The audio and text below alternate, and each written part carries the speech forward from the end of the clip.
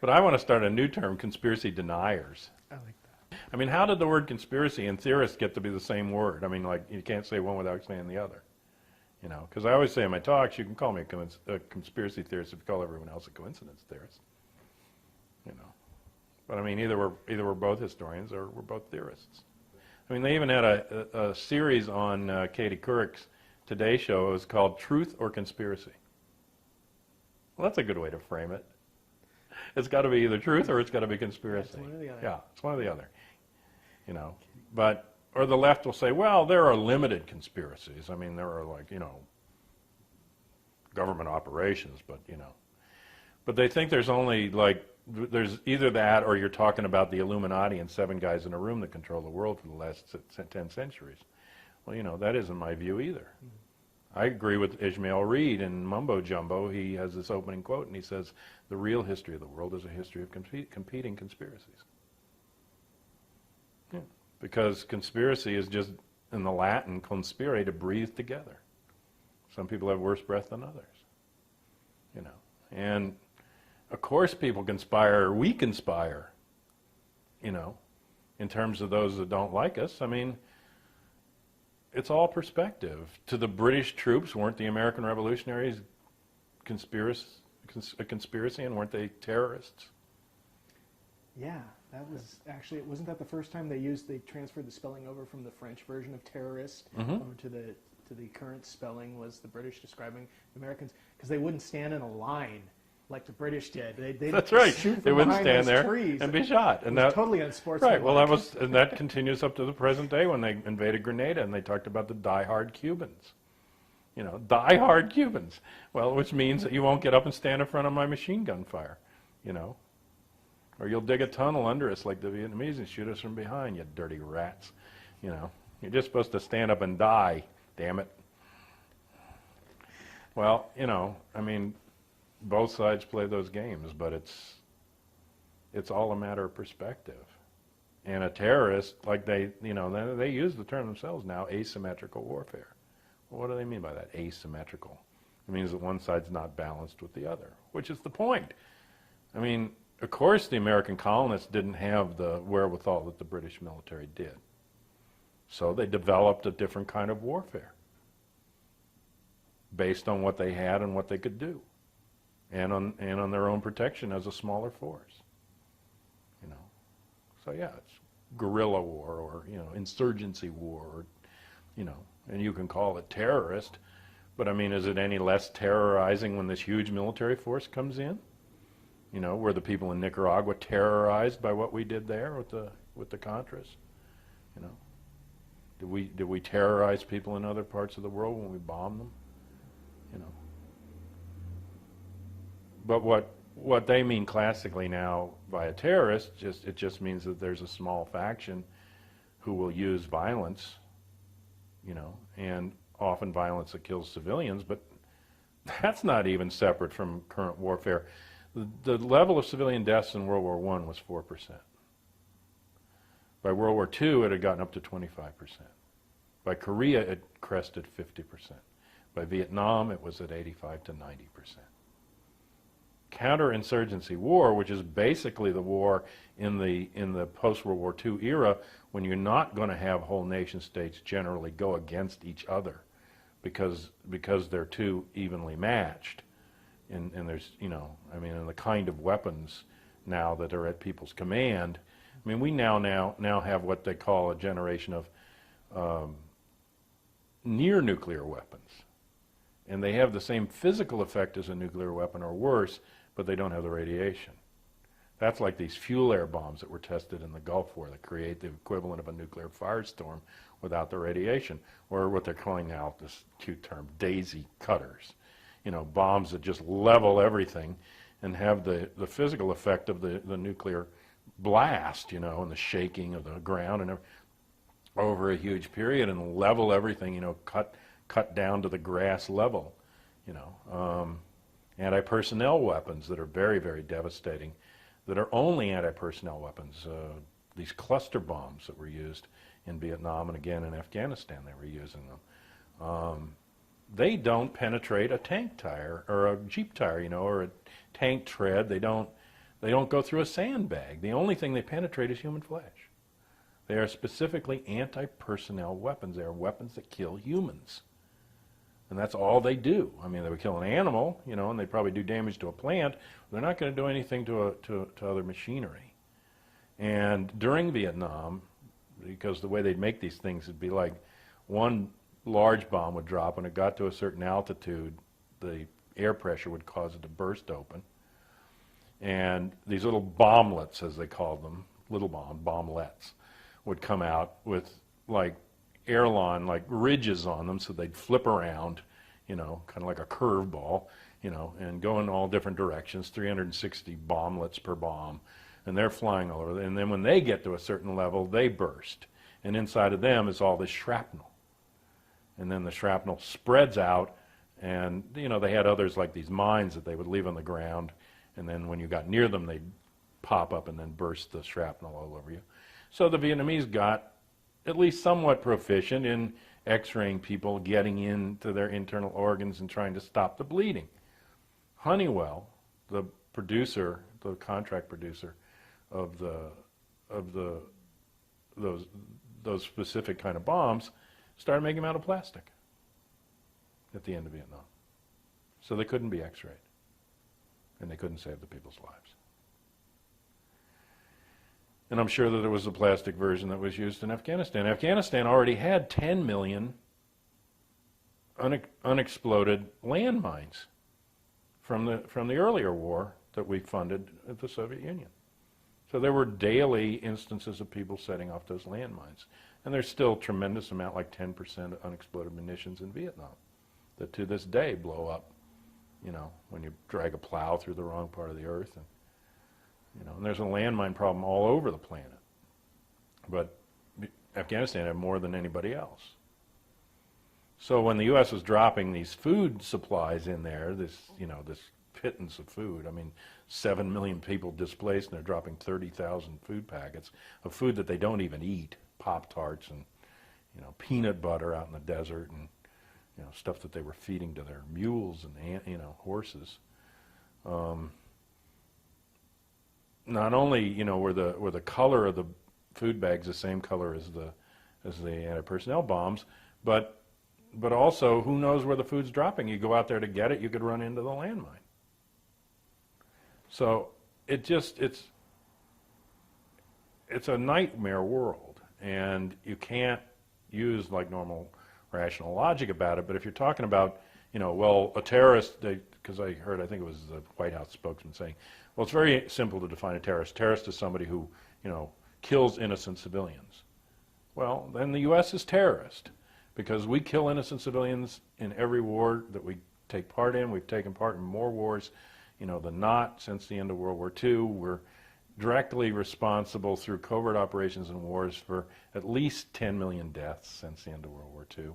And that's Stockwell, the former CIA guy, talking from his figures, and anything else you really look at what we've done. So, I mean, if that's your definition of a terrorist, you know, then everybody's a terrorist, and there's state-level terrorism and individual terrorism. But more classically, what they want it to mean is small groups within a larger society that are using violence in an asymmetrical guerrilla war kind of thing to take on a larger force, either within their own country or in some cases in another country that's... I mean, the classic thing, though, was how do you throw colonialism off your back? It's got a larger military, but maybe it's a little more dispersed because the empire's large. So, you know, you stand up against it. And people will, the human community knows what the cost of violence is. They know that it has a cost not only to those they oppose, but to those that are going to carry out the violence. And not just the cost that some of them will get hurt, but that there's a moral and spiritual cost to the individual who participates in violence and does the killing. And veterans know, I mean, the dirty little secret of war is that you take the dead with you. And the killing doesn't stop. If you want to read a good book about what's actually happening now on killing, is a book by Lieutenant David Grossman, who is a trainer in the military and admits in the book that, you know, they knew historically that as troops got closer to each other and human face saw human face, the accuracy of the fire got diminished. And so people would fire into the air, they wouldn't fire, and they had this flight-fight response. So the closer troops got, the less efficient their firepower was, unless it was coming out of the air or some distance. So they consciously began in the time of the Vietnam War to break down this normal human reluctance to kill another human being. And they took off the brakes, and they trained them to go against this normal flight-fight response, as they call it, and reluctance. But then Grossman admits, honestly in the book, that they never put the brakes back on, and that these veterans go back into the society with that brake missing, and of course it's creating violence. And I remember years ago in the beginnings of the battered women's shelters, talking to the women that were running these shelters and being told that the vast majority of the women in there were spouses or girlfriends of military veterans or police. Okay, so and the human community knows this. I mean, even ancient tribal communities would have a cleansing ritual before you go into battle, and another cleansing ritual when you come back in order to reintegrate you into the society. You know, well, there's none of that now. You're just, as they used to say, you know, you were in Vietnam and then you were back in the world, as they called it, within 48 hours. And there was no transition. You know, and so people will bear a great deal before using violence. I mean, look at slavery. I mean, ultimately, outside of a few instances, I mean, it was not slave rebellions, you know, that eventually addressed the question. I mean, it was other political issues. But people will put up with a lot before a faction will then rise that'll say, well, let's use violence and let's, you know, let's throw off the yoke kind of thing. And even still, I mean, that segment will only be a small part of the population. But if the population has suffered abuse for long enough and injustice, they will give that segment support and sanctuary and sanction for a period of time in order to end the longer abuse. You know, people will put up with the short term. But they only have that support and that sanction as long as the broader abuse continues. If that ameliorates itself, if you restore justice, if you stop oppressing people, stop abusing and exploiting them, then they're not going to support the faction. And two simple examples right now in the modern world. One would be the militia here in the United States. They have that kind of an agenda. Let's go out, barricade ourselves with our guns and, you know, fight the government. Who supports them? They don't have any support because there isn't enough abuse, you know, to justify it. The IRA would be another example. There was a period in history of British colonialism and the British abuses that the IRA became popular in Ireland, you know, and had a lot of support. But in the last 50, 100 years, many of those conditions have changed. They're not perfect, but a lot of the raw abuses are done with, you know. And so there's still a segment who continues in that mode, but they've been forced to the negotiating table because they don't have the popular support anymore. Now, if you respond in kind to terrorism, you create more terrorists. Castro is a simple example of that. He goes after Batista. He goads Batista with a little attack. Batista over-responds. More people get hurt and get angry. They come over to Castro's side. Batista loses his moral authority and his leadership. Castro gains, and then he goads again. Okay, and eventually Batista collapses. Or look at Israel, where you have this constant tit-for-tat military response to, you know, some people throwing stones or people blowing themselves up in a cafe, you know, and you have this militarized response. Obviously, if war or violence was the way to peace, was the way to resolve things, the human community would have settled it long ago. But to any rational person, you can see that that's the dead-end way to go. You know, and you may have all the moral outrage and justification in the world for wanting this revenge, or this is all we can do, and violence is all that other guy understands, and all of that logic, but in the end, if you just step back, you have to be able to see that that's a dead-end proposition. It's not going to resolve the problem. In Paris, when they were doing some of the terror bombings in the 90s, the people carrying out the bombing attacks were the sons of Algerian freedom fighters from 20 years before, who had been killed by the French troops. So you get this generational rage response, and you create more enemies. You create new terrorists by responding violently to the first batch. And it's just a cycle. It's a cycle of violence. And the only way out of it is to break the cycle of violence, for one side to say, we're not going to play that game anymore, and to restore justice. If you restore justice, then you get to the root of the problem. If you maintain the injustice, maintain the arrogance, and just attack back, you're going to get more of the same in kind. You know? And that's the lesson that nobody seems to have learned. But by now, in the 21st century, with the weapons at the level that they are, with the level of civilian deaths in war, war is just not a proposition. It's not.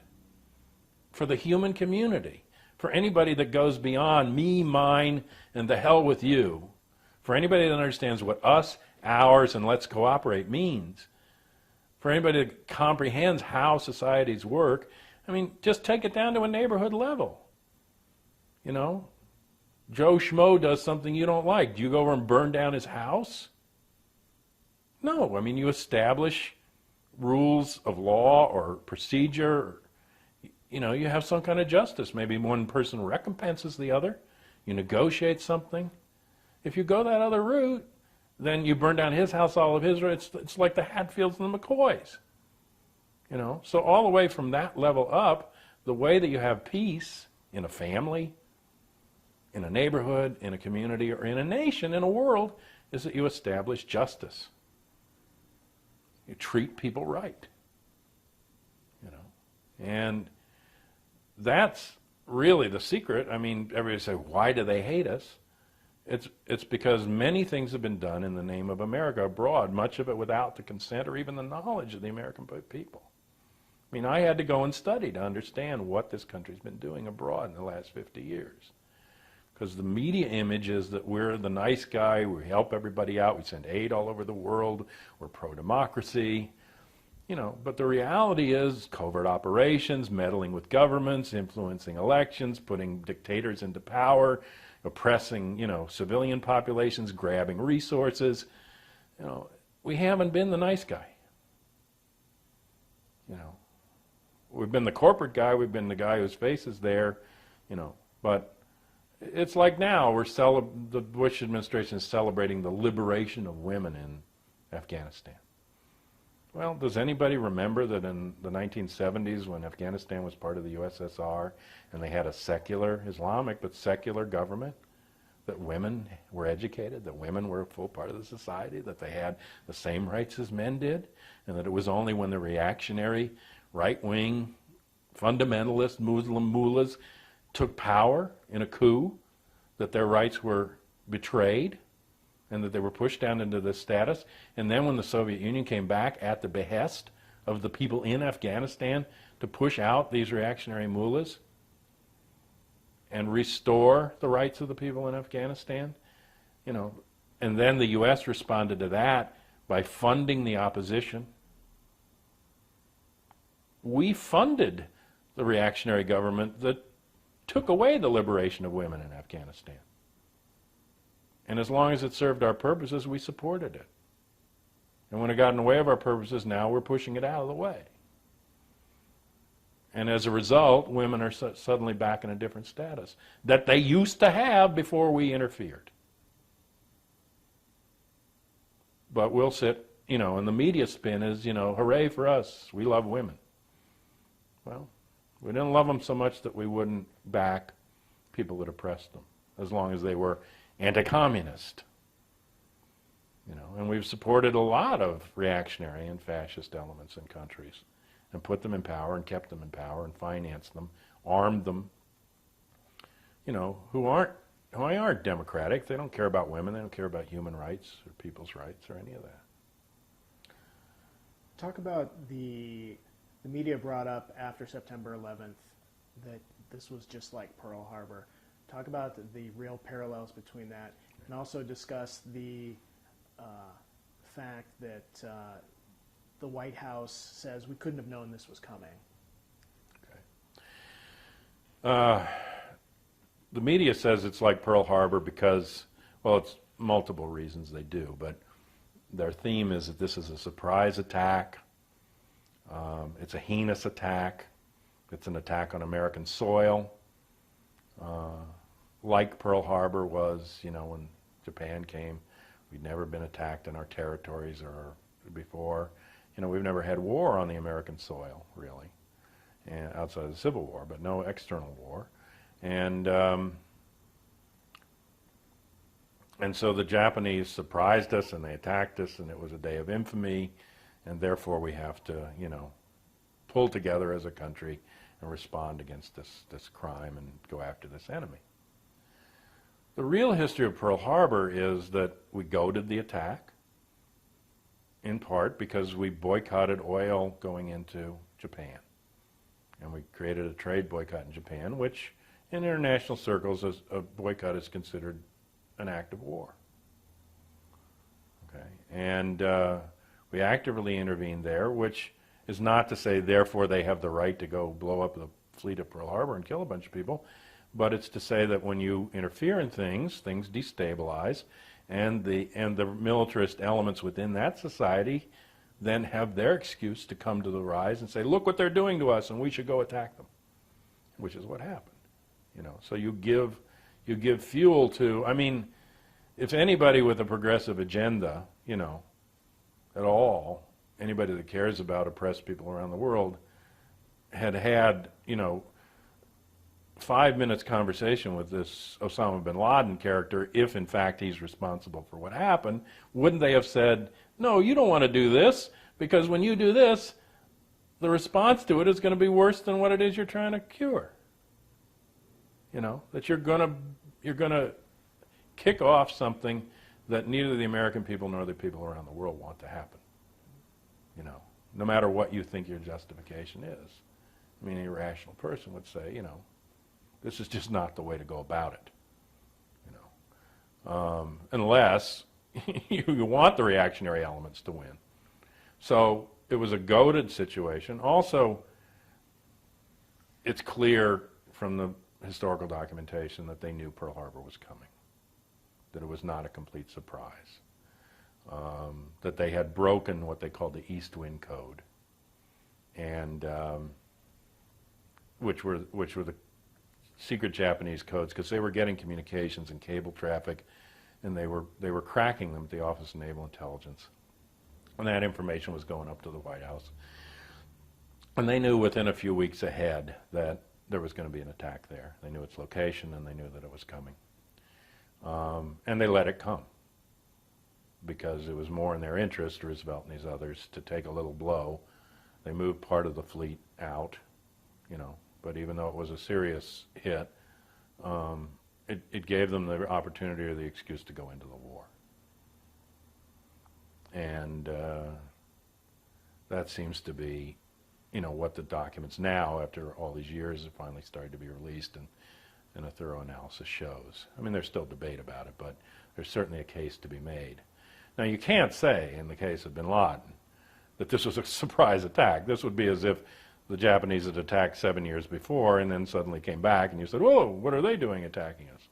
Because bin Laden is supposedly the key suspect, not only in the Twin Tower bombings in '93, but also in the bombing of the Cole and the bombing of the embassies, because during the Clinton era there were 75 cruise missiles sent into Sudan and Afghanistan to supposedly attack bin Laden's people, and this terror network. And actually, if you go back and read about that period, the parallels of the language are exact to right now, where they're talking about these terrorist cells and what we have to do about them, and people are writing in saying, hey, you're supposed to use a rule of law, not just go kill the people that you think did something, and take them into court, tribunals. The whole debate is going on back in '93, and the same rationale that, it's, we have to wipe out this cell. And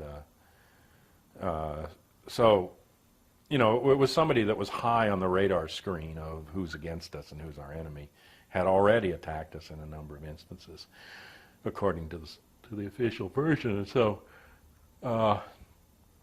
it wasn't somebody that came out of the blue. It also wasn't a type of attack that had never been done before. There were instances where this same Al-Qaeda network, because bin Laden didn't just work in Afghanistan. He was in Kosovo, he was in Chechnya, he was in Uzbekistan, he was in Paris even, you know, and other places around the world through this network. And also, he was known to the United States. I mean, there's one analysis being made right now, and I think it has some merit to it, that what the United States is doing by going in and bombing all of these cave complexes is that actually, since NATO and the United States built these complexes on behalf of the war against the Soviet Union, that they're going in now and wiping out the evidence of their complicity and connection to the operations. And they're going in and grabbing all these computers and documents and everything. That part of that is to clean up the history that exists right to the current day of a connection between Pakistani intelligence, U.S. intelligence, Saudi intelligence, and bin Laden and the Al-Qaeda and the Taliban. A lot of the left, to the extent that it's being conspiratorial at all, is saying that this is blowback, which is an unintended consequence of an intelligence operation. I don't believe it's blowback. I believe that bin Laden, had he been really acting as an independent element against U.S. interests, would have been wiped out. And it came as no surprise to me that we didn't capture or kill bin Laden. I said from the start that they would not. And they began to hedge their bets. They started at the beginning saying, we know who did this and we're going to go get him. Then they said, oh, we have to smoke him out and then we'll get him. Then they said, well, you know, he's only one among many and it doesn't matter, we'll get him eventually, we don't have to get him right now. Then they said, getting him isn't our mission. Then they said, we don't know if he's there or not. Then they said, they don't know if he's alive or not. And now it's like, well, you know, we don't know, but we'll get him. Don't worry about it, we'll get him. We got other people to get now. Well, to me, he was always, from the beginning, worth more to them as a will-o'-the-wisp who can go into any country and then that country can be bombed, you know, than a dead I mean, you kill bin Laden tomorrow, American people are going to breathe a sigh of relief and say, okay, our problem's solved. How are you going to convince them that you have to keep going? You know, so yeah, leave him alive. Almost everybody they've demonized in the current warfare scenarios is still alive and kicking around. I mean, you think about Noriega or Saddam Hussein or, you know, all these people that suddenly come up on the radar screen and they get to be the devil for their 15 minutes, you know, they really don't go get them. And so I don't think they really intended to. And I think that really goes all the way back even to Castro. Because Castro, I think, was useful to them. There were elements of the CIA that actually financed Castro into power. There was a certain segment that wanted Prios and the mob guys, and then there were CIA guys that were running guns to Castro. In fact, Jack Ruby and a guy named McWillie were running guns for the CIA to Castro. And wanted him to come into power, but then what happened was the U.S. forces wouldn't finance him, and so he turned then to the east to get, you know, his support. But there's this whole story, and I'm sure you've heard it, that the mob and the CIA aligned at some point in order to kill Castro. And they had this Operation Mongoose, and they tried to tie Bobby Kennedy into this, and they tried to say that that was blowback too, that it fell, you know, it ended up with the same people that they prepped to kill Castro, killing John F. Kennedy, and then Bobby, you know, realized he was to blame. Bobby, I believe, was put into the CIA and Mongoose to stop it. I don't believe that the Kennedys knew that there were plans to kill Castro. Kennedys were very upset about the assassination of ZM when they found out that happened. And when they had already stopped the raids on Cuba, and I think when they found out about Mongoose and to actually kill Castro, they went in and you know, put an end to it, and were actually trying to normalize relations with Castro, which was leaked. Part of how Kennedy got killed is that fact was leaked through the intelligence community to the anti-Castro Cubans, which infuriated them, and then that guaranteed their operation, on the mechanical level, their cooperation with trying to kill Kennedy. So I think many groups were involved by the people that actually killed Kennedy on the top, and the Joint Chiefs of Staff involved rogue elements of the CIA, elements of the anti-Castro Cubans and the mob in the hit at the time on the mechanical level, so they could take credit then and pat themselves on the back. But later, if necessary, they could take blame rather than the blame. It's like the fingers, but you can't see the palm, the wheel of fingers. So all those are up there. But I don't think that was really true. I don't think they ever really intended to kill Castro. And these stories of exploding cigars and shellfish toxin, all this crazy stuff that they were doing, I think is just smoke. I think they sat up at nights, and thought of some nutty stuff to tell people that they were going to.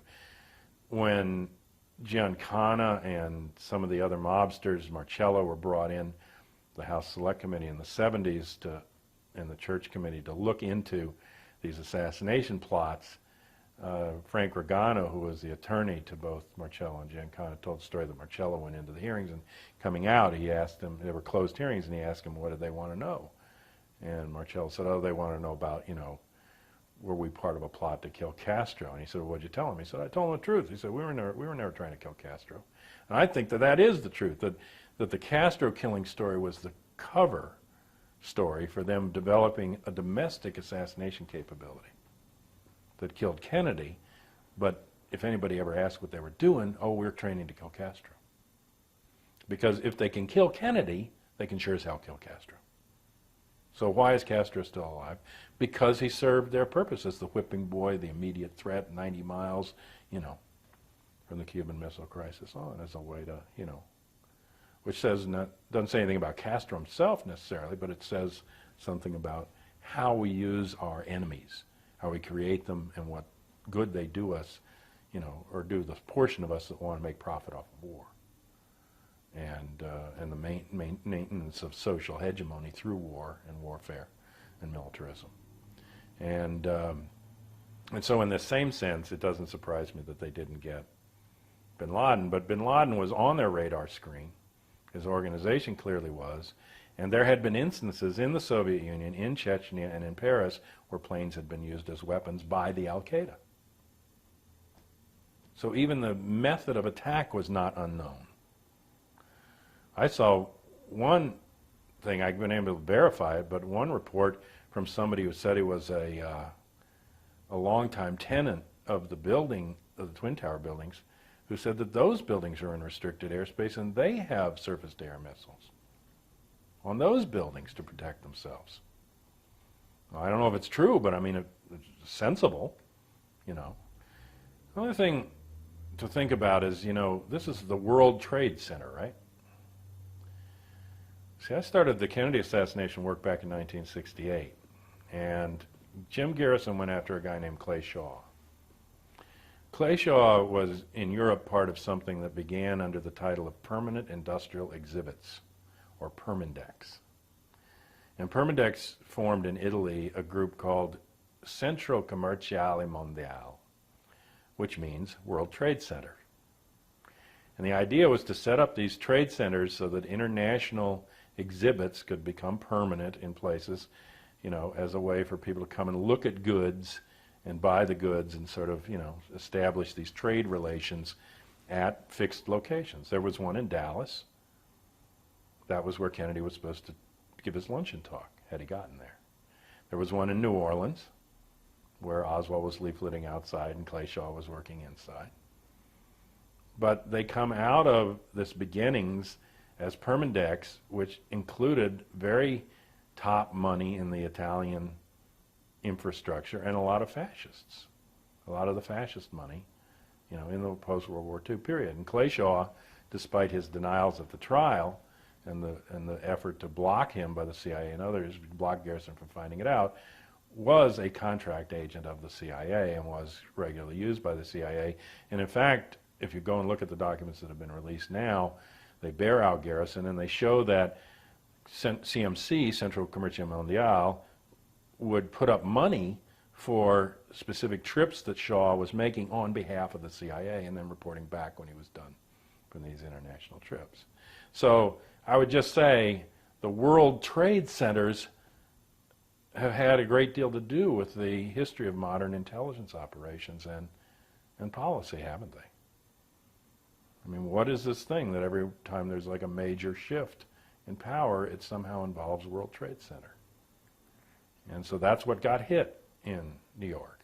I looked up the firms that are in the building, and they were basically the Eastern establishment. You know, Morgan Stanley and the big banking firms and the stock exchange, and, you know, that's what fell down that day, you know. And that's different money than what's in Texas or what's in, you know, most of Bush's circle. Bush crosses over somewhat into both camps, but, you know, the people that are in there at the top of the Bush administration mostly come from different money than the old banking establishment money that was destroyed in the building that day. And there are international links between the Bushes and the bin Ladens. There's long-time interconnections of the Saudi royal family, which is really where the bin Laden's family is. It's Saudi family. These were considered Saudi Afghans, you know, and Saudi intelligence was putting up money to bin Laden right through September 11. One of the main heads of Saudi intelligence was knocked off afterwards because he was pro-bin Laden. Also, the head of Pakistani intelligence was lopped off in October on the basis that not only had he been the main funding conduit for bin Laden and the al-Qaeda, but he had also given $100,000 directly, I think in August, was when it happened to Muhammad Atta, who's considered the mastermind behind the plot that day. But that guy, even though he was knocked off of the head of Pakistani intelligence in October, in September, on the 4th of September, was here in the United States.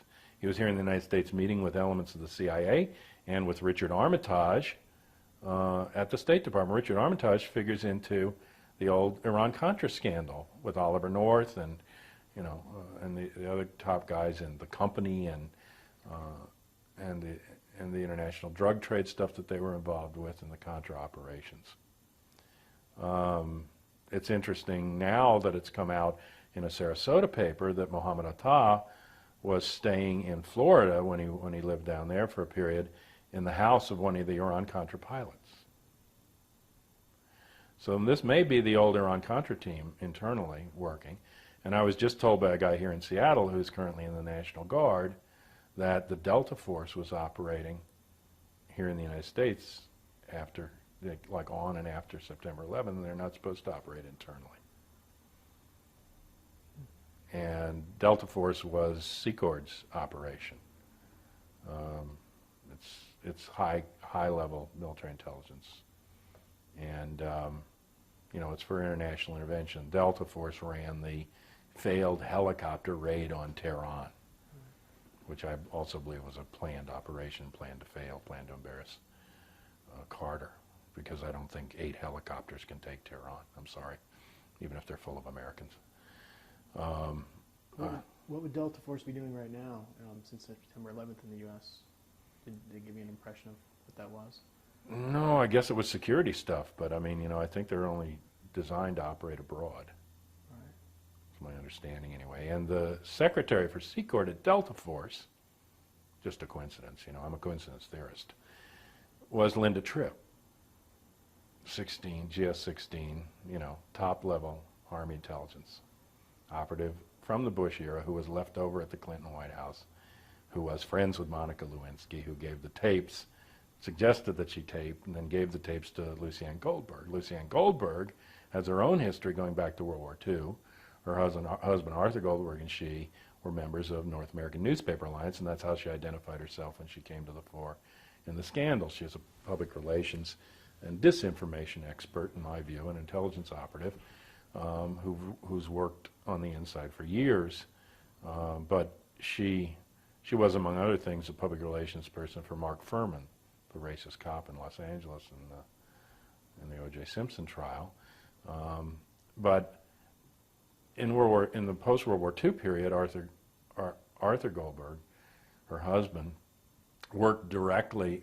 NANA was formed out of Lord Beaverbrook and British naval intelligence circles, and Lord Beaverbrook, who ran the London Sunday Times, as a cover for intelligence agents to go abroad as journalists, and also as a way to plant intelligence disinformation stories through a supposedly legitimate news network.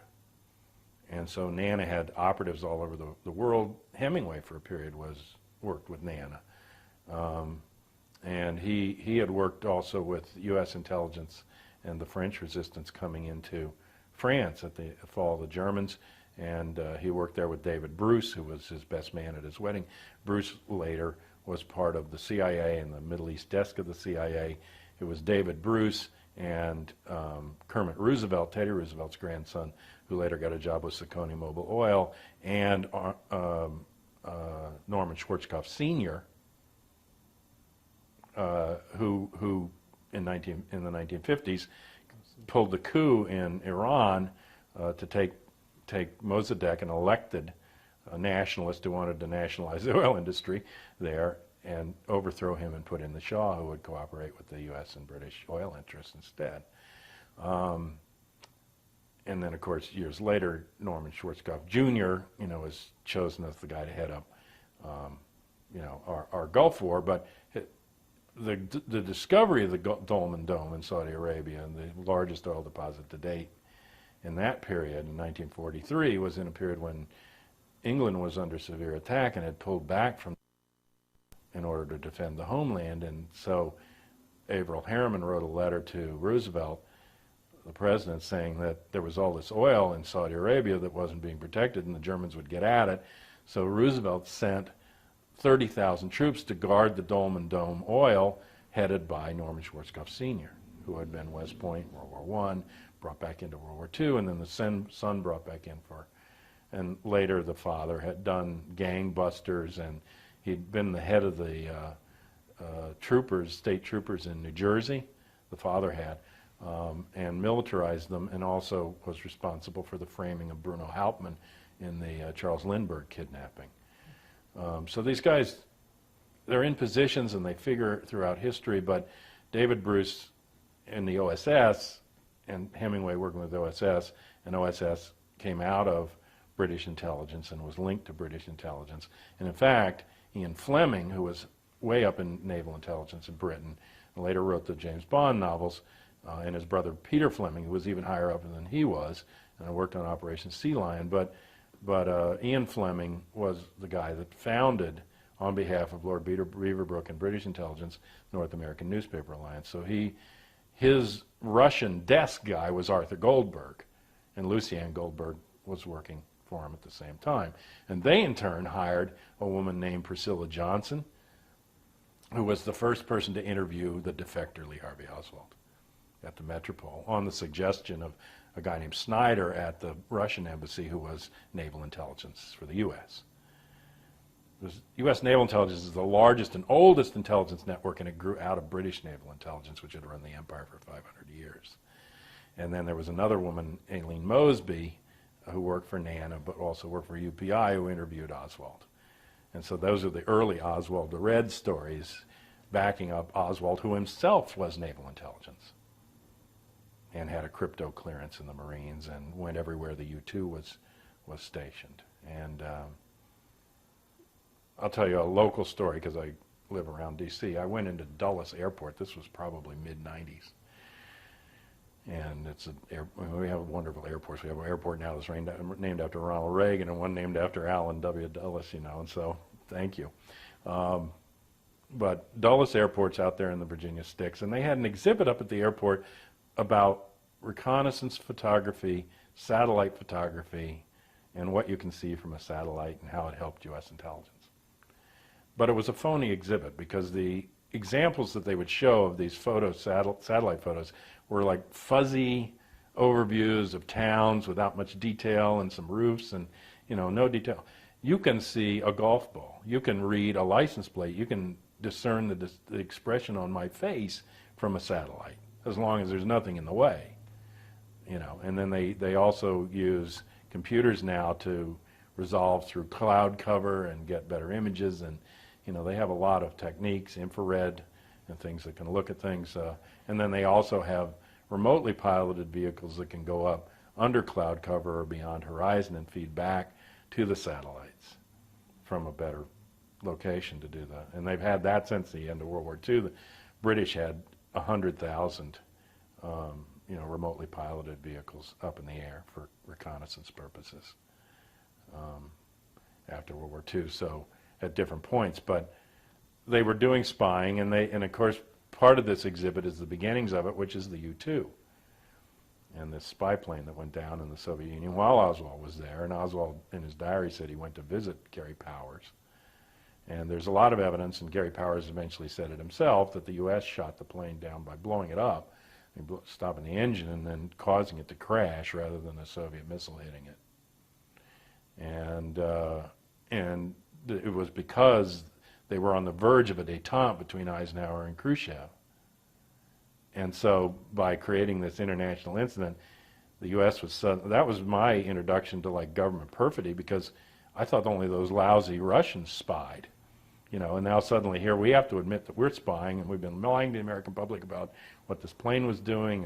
And Adlai Stevenson is furious because they lied to him, and he's representing one thing in the UN and the other thing is true. And then Eisenhower has to make the admission, and then Khrushchev is furious, and the whole détente breaks apart. But Powers finally, admitted about 2 weeks before he died in this strange helicopter crash over Los Angeles when he was doing like traffic stuff from a helicopter. And 2 weeks after he said this on the radio, that he thought the United States brought his plane down, then his helicopter went down and killed him. But Gary Powers is there, and there's this incident with the U-2. So they show the U-2 model in this exhibit, and then they show a glossy photograph of some Quonset huts and some long trailers that they say are one of the pieces of evidence that led to the Cuban Missile Crisis, that these photos were trailers that were bringing the bombs in, the nuclear weapons, and they were being stored in these Quonset huts. And they're fairly clear. I mean, you can see these buildings and trucks and things like that from the U-2 going over and taking these pictures. Well, what I noticed, and 99.9% of the American public, if they noticed this, would take no meaning from it, I'm sure. But I'm looking at this photo, and at the bottom there's this, and then it's an actual glossy photo from the time, typed across in these old typewriter letters, is courtesy of Jagger Charles Stovall. Jagger Charles Stovall was a firm in Dallas that did photo analysis work for the Office of Naval Intelligence and the NSA in 1963. Or not, in 1961. At the time of the Cuban Missile Crisis. And so it's telling me that these pictures came through this subcontracted firm, having been analyzed by them from the U-2. In other words, they were analyzing the U-2 photos. And they gave this. But the significance is that one of the employees in 1961 of Jagger Charles Stovall is none other than Lee Harvey Oswald. And he was their photo expert, and he knew how to do photo enlargement and photo reduction down to microdot level. And he, in fact, subcontracted not to Jagger Charles Stovall, which didn't have good enough photographic equipment. He went over to a public relations firm, Saul Bloom Agency, where Jack Peterbaugh and Elizabeth Forsling worked, and he did the photo work there. And he went over there about 60 times and did this work. Well, it was Jack Peterbaugh and Elizabeth Forsling here, later Harris, but it was Elizabeth Forsling then before she married Leon Harris from the department stores. Those two were called by Bill Moyers as the front operatives for the motorcade through Dallas, in which Kennedy was killed. And they set up the motorcade route. So Oswald was at both shops, but when I saw Jagger Charles Stovall on this photograph of what started the Cuban Missile Crisis coming out of the shop where Oswald did the analysis, I mean, what does that tell you? But as I say, 99.9% of the American public would see that and it wouldn't have any meaning to them. But it's only the devil's in the details, I mean, and the way you figure things out is that you have to go and do your homework. And you have to understand who people are and what these companies are and what histories they have. Hillary Clinton said there was a vast right-wing conspiracy, and she told the press, go look into the backgrounds of these people. But nobody did. I did. I mean, I know who Linda Tripp is. I know where she comes from. I know where Lucien Goldberg is. And this is an intelligence operation against Clinton.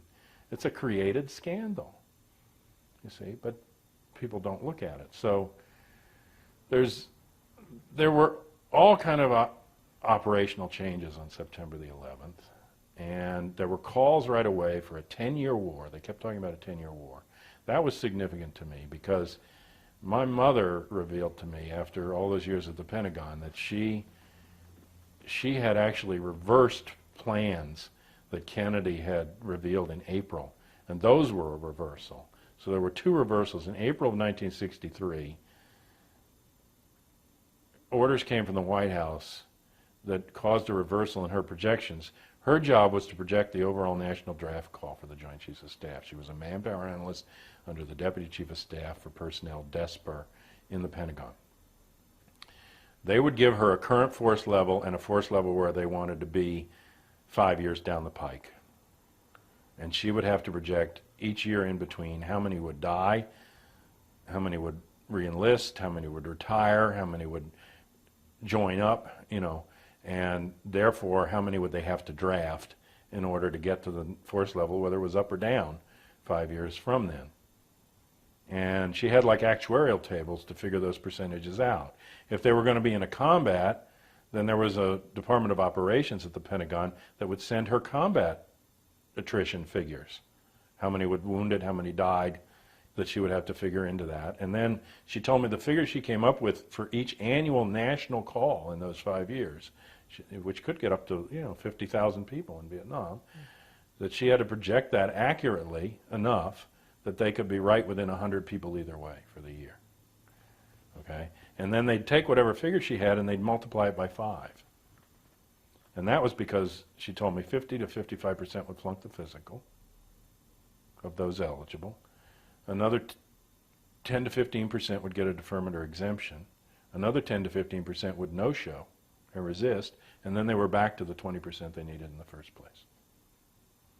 And so they projected those figures out, and I remember her sweating them coming in 5 years later, each year, what she had done before. But she had to project that accurately, and in April of '63, for the first time in her career, they told her to reverse the projections, and they said on the orders of the White House, we want a full withdrawal of troops from Vietnam by the end of '64. This is April 1963.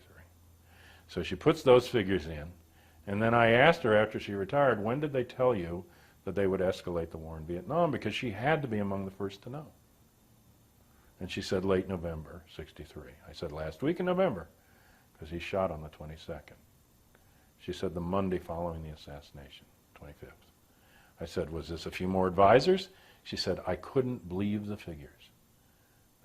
She said, I took them back up to the Joint Chiefs of Staff. And I said, these can't be right. This is November 25, '63. Kennedy's literally just in the grave. Okay? And they're doing a complete reversal of his Vietnam policy. And they're telling my mother to project a 10-year war with 57,000 dead. Right on target. They knew when they started, where they were going, what it was going to cost. So when you hear, these revelations now by McNamara that it was going to be a costly war, that's how costly they knew it was going to be. In '63 they knew, and the final figure was something like 57.5 for the deaths. And they had it on target, and I used to tease my mother that that was the first civilian protest of the war, when she went up and couldn't believe the figures. The war freaked her out, the level of civilian death, the napalm, the personnel weapons that they were using. My mother had been a pacifist between World War I and World War II, had decided, as many did, that Hitler had to be opposed, then made the transition that many did, that Hitler was dead, but now Stalin was the same thing, and the Soviets had to be opposed, and then came through the Cold War, backing them up, but when they got to Vietnam, it began to erode, her sense of more moral righteousness about it. And eventually she helped me put together charts for a book that I never finished called Unassessed Heritage, Ecocide, Ethnocide, and Genocide in Vietnam. Tremendous destruction in the country. But in any case, I knew from that they plan wars 10 years in advance, and they plan them quite accurately. So when I heard these statements from the top Bush administration officials in the days following September 11 that we're going into a 10-year war, and then finally there was a statement by Cheney saying the war may not end in your lifetime. In other words, a permanent war. Back to a permanent war economy, back to a tax economy that gives the bulk of the money to the military and creates a recession, a worse recession that was already in place. Because prior to September 11, there was already a worldwide economic slump. There was already a recession. There was already an end to the surplus that they claimed was going to come off of the tax dollars, feeding into a deficit. And there was already a situation where Bush was saying, cut taxes, increase military spending, increase intelligence spending. There were also calls to unshackle the CIA from the Frank Church Committee years and let it do what it hadn't done. The funniest thing to me about that was all these people at Congress were standing up saying how the CIA couldn't operate and it needed all these authorities. They went over and interviewed an analyst at the CIA, a top-level analyst, and he said, well, these people are misguided. He said, we don't need those authorities. Well, of course they don't. Because they do what they want to do regardless of them, and if you give them to them openly, then they have to take responsibility for them. It's like going to a hitman and saying, hey, we're going to make you legal. Well, the hitman's going to say, whoa, wait a minute, you're going to blow my cover, and from now on, when anybody's killed that looks suspicious, I'm going to get blamed. So just leave it the way it is. You know, it's not legal for me what I'm doing, and then I have a denial. You know. But so they're like pushing the CIA into this position. Woodward now claiming in this series that Tenet went over and asked for all this stuff and the right to assassinate, but they always had the right to assassinate, and the only thing that was really taken away was for them to do assassinations without any national emergency involved. But Clinton put out orders to assassinate Osama bin Laden, and they were technically legal orders under the thing because there had been, you know, this attack and it involved national security. So they have the usual loophole for this stuff. It's just that they can't go into a country where they have nothing going on except their corporate interests and legally say, we'll kill the ruler, we don't like this guy.